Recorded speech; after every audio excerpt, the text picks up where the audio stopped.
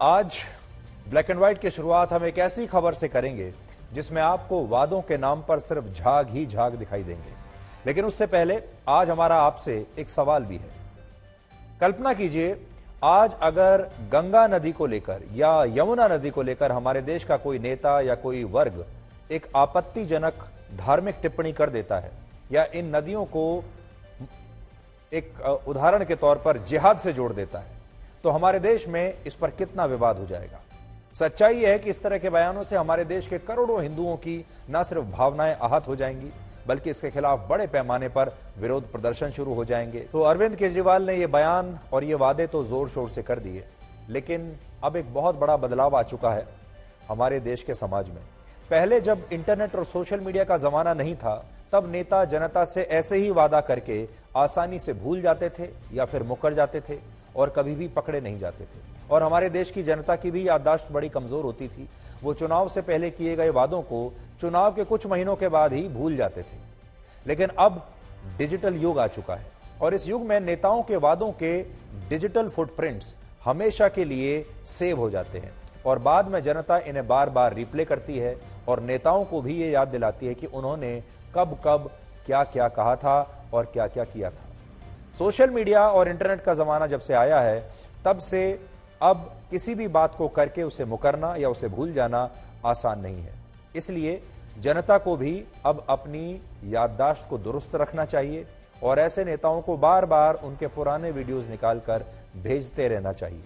हालांकि अरविंद केजरीवाल ने आज एक ट्वीट करके ये कहा है कि यमुना की सफाई वाला चुनाव 2020 में ही समाप्त हो चुका है और उन्हें दिल्ली के लोगों से इस काम के लिए 5 साल और मिल गए हैं। यानी अरविंद केजरीवाल भी अच्छी तरह जानते हैं कि इस देश के लोग वादा खिलाफी से कभी भी आहत नहीं होते।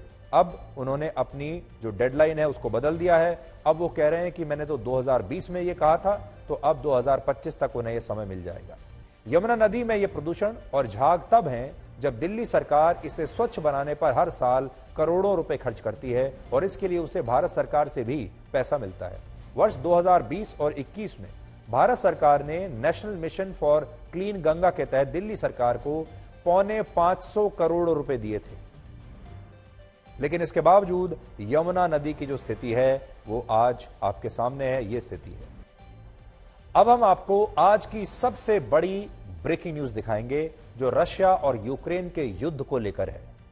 रशिया के रक्षा मंत्री ने आरोप लगाया है कि यूक्रेन अपने देश में ऑपरेशन फॉल्स फ्लैग के तहत डर्टी बॉम्ब्स का इस्तेमाल करने की एक बहुत बड़ी और खतरनाक साजिश रच रहा है, जिससे बहुत बड़ी तबाही दुनिया में आ सकती है। पहली बात तो यह कि असल में इसका असली नाम डर्टी बॉम्ब है ही नहीं। इस बॉम्ब को रेडियोलॉजिकल डिस्पर्सल डिवाइस कहते हैं क्योंकि इसमें रेडियो एक्टिव मटेरियल का इस्तेमाल किया जाता है और रेडियो एक्टिव मटेरियल से हमारा यहां पर मतलब है यूरेनियम, पोटेशियम, कोबाल्ट और सेजियम जैसे केमिकल्स। ये वो रेडियो एक्टिव पदार्थ होते हैं जिनके अंदर से हानिकारक ऊर्जा निकलती है और जब किसी विस्फोटक में इनका इस्तेमाल होता है तो ये और भी ज्यादा खतरनाक हो जाते हैं। आप इसे इस तरह से समझिए, जैसे कोई सामान्य बॉम्ब है जिसमें डायनामाइट या आरडीएक्स के जरिए विस्फोट कराया जाता है। लेकिन सोचिए, अगर इसी बॉम्ब में रेडियो एक्टिव मटेरियल का इस्तेमाल हो तो फिर क्या होगा। अगर ऐसा होता है तो इस बॉम्ब में बाकी बॉम्ब्स की तरह ही विस्फोट होगा, लेकिन इस विस्फोट के बाद इस बॉम्ब के अंदर जो रेडियो एक्टिव मटेरियल्स होंगे वो हवा में घुलना शुरू हो जाएंगे और जब लोग उस हवा में सांस लेंगे तो उन्हें धीरे धीरे गंभीर बीमारियां होने लगेंगी और फिर धीरे धीरे उनकी मौत हो जाएगी। डर्टी बॉम्ब कहा जाता है क्योंकि ये बहुत डर्टी है। हालांकि इस तरह के बॉम्ब परमाणु बॉम्ब से थोड़ा अलग होते हैं।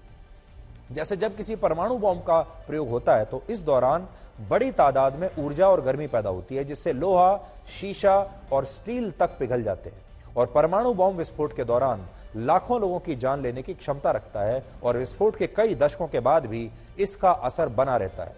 लेकिन डर्टी बॉम्ब के विस्फोट में ऐसा नहीं होता। यह बॉम्ब विस्फोट के दौरान कम जाने लेता है, कम लोगों को मारता है और इसका असर लंबे समय तक वातावरण में बना रहता है।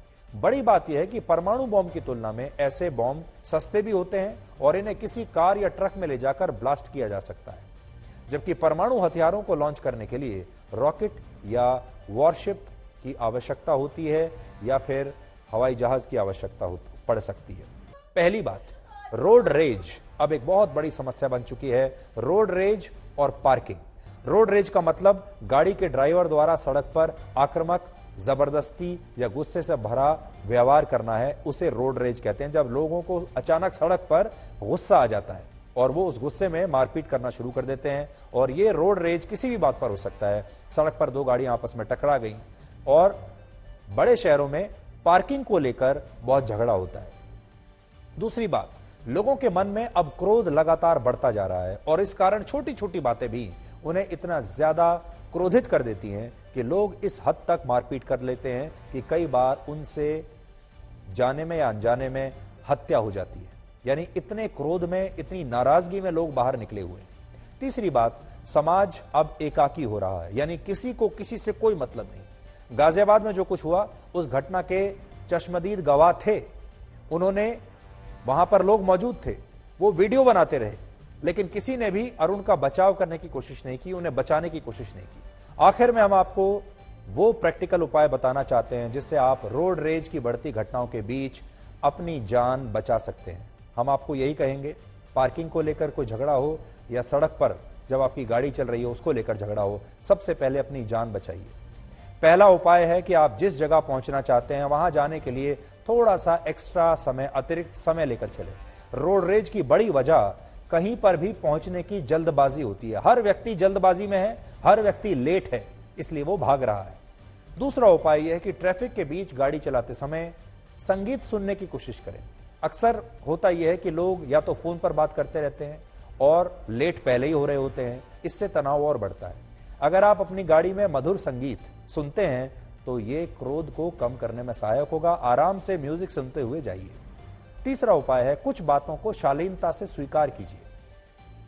उदाहरण के लिए, अगर आपकी गाड़ी पर किसी पास से गुजरने वाली दूसरी गाड़ी ने कोई खरोंच मार दी या आपकी गाड़ी कहीं लग गई, तो इस पर लड़ने की बजाय जो है समझौता करने की कोशिश कीजिए, क्योंकि आजकल हर गाड़ी का इंश्योरेंस होता है। इसलिए टूट फूट का सारा खर्चा आपको अपनी जेब से नहीं भरना, बल्कि इंश्योरेंस कंपनी आपकी गाड़ी को पूरा मरम्मत करके वापस आपको देगी, आपको कोई पैसा नहीं देना।